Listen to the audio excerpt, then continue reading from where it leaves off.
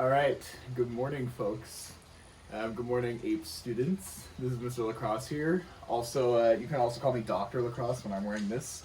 So welcome to our first virtual lab experience. So I'm going to be demonstrating over the next few days in this video how we are measuring primary productivity in the Elodia aquatic plant. So we're gonna start this lab off so let me show you this. I've got some Elodia in here. I'll put it a little closer to the camera so you can see. Right, we've got this Elodia plant right here. I've got a bunch of it in here. This is just normal water in here, and the Elodia has been sitting in here for about 24 hours. So the water should have some oxygen in it because the Elodia has been doing photosynthesis over the last 24 hours or so in this water. So the first thing we're going to do for this lab is take our dissolved oxygen meter here, and we're going to find the initial level of oxygen that is dissolved in this water due to the Elodia. So we need to be very careful when we are using the meter that it's clean beforehand. So right here I've got some, can't quite see it, but right here I've got some distilled water. And what distilled water is just basically water without any nutrients or anything. So I'm just going to rinse the probe from the last time I used it, rinse it in here in the distilled water so that it's all clean. And then I'm going to take our initial reading here of what the oxygen level is in the Elodia water. All right, so it takes about a minute. For the probe to stabilize and come to an accurate reading. So we'll wait about a minute for that to happen. All right, so we've stabilized here at 5.2 milligrams per liter. All right, now it's going up because I've exposed it to the light, but 5.2 milligrams per liter is our initial dissolved oxygen level. Let me rinse it off again for next time. All right, so now what we're gonna do is I've got these two containers here, and in order for us to measure the gross primary productivity of the Elodia, we need to have a reading of how much respiration is happening, as well as how much overall photosynthesis combined with cellular respiration is happening. So what we're going to do first is pick a couple of pieces of Elodia for this experiment, and then get those ready to go into here into the jars. So we want to use the same water, right? So I'm going to fill each of these jars with water directly from the Elodia in here. It can be a little hard sometimes. The Elodia wants to escape in here.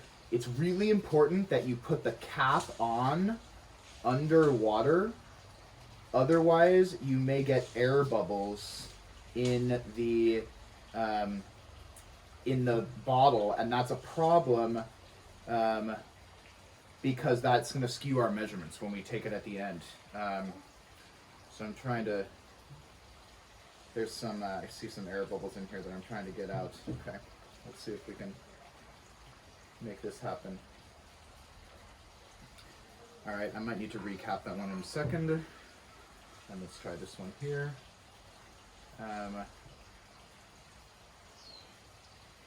All right, so now we are ready.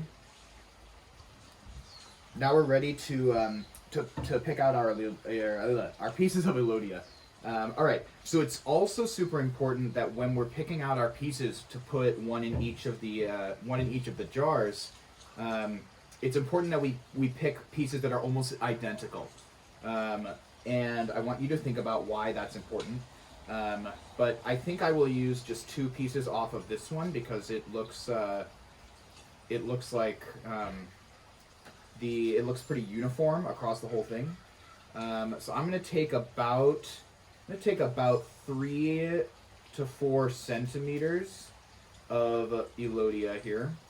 So there's my first piece, and then I'm gonna put it right up against here so that I can take the same amount for the other one. we want to make sure there's almost exactly the same amount of plant material in each of the 2 jars. So here, I'm going to. We might have to recap this. We might have to recap this underwater, but I'm going to stick the Elodia in here for this one. And I'm going to recap this underwater so we can eliminate any air bubbles.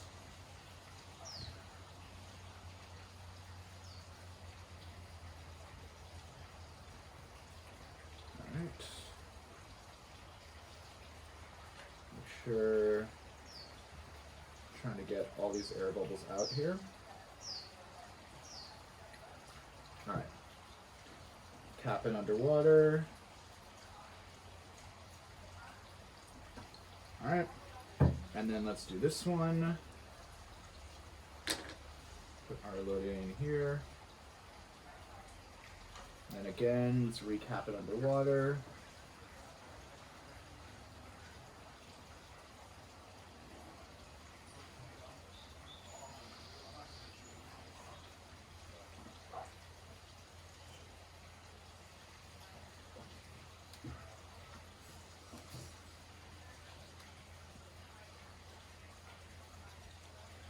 All right.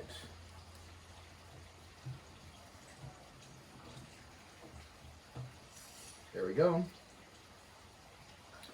Okay.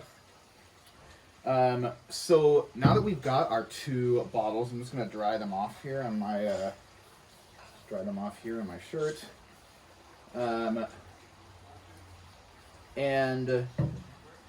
So these 2 need to have different treatments, right? One of them we are going to be putting underneath a light. I don't have the light outside here, but I'll put it on inside. And then the other one needs to have no light. So that one, I'm going to wrap one of these in aluminum foil.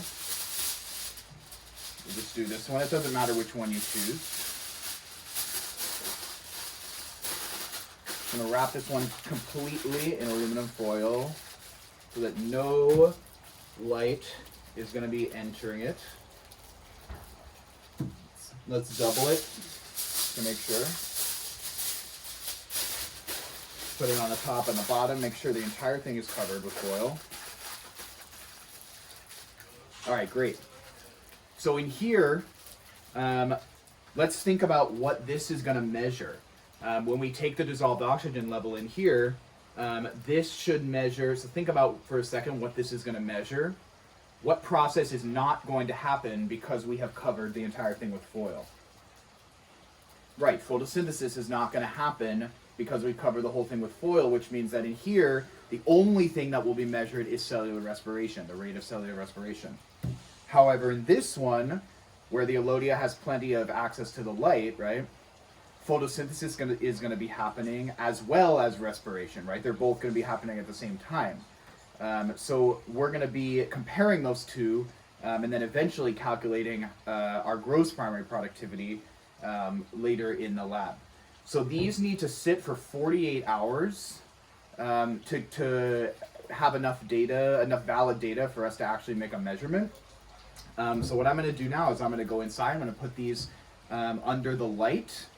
And then I will be back in 2 days, 48 hours, to show you the results, and we'll take the new measurements. All right, so I'm going over here to check on our Elodia plant growing and photosynthesizing. So you can see them right here under the lamp. Shh, they're sleeping.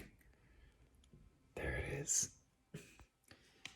All right, I'll see them next time when we in 2 days when we check out if they've done photosynthesis. All right, so we're here 48 hours later, and I have my 2 bottles here. One of them has been, this one has been, they've both been sitting under a lamp for 48 hours, but this one here obviously has no foil.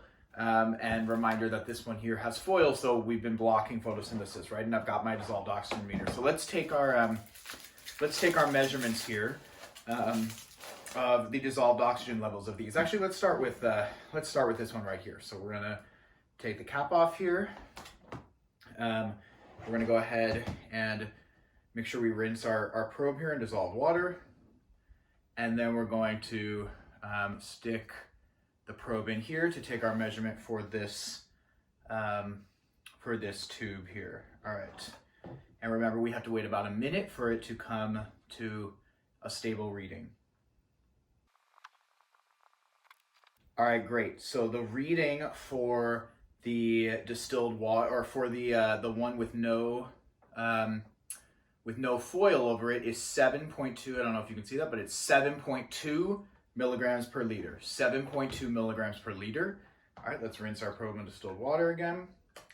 And now we're going to test our bottle that had no light reaching it.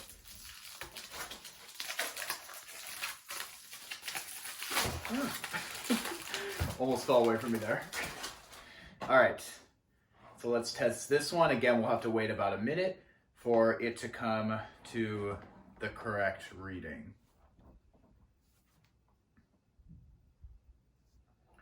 The number is dropping really quickly here.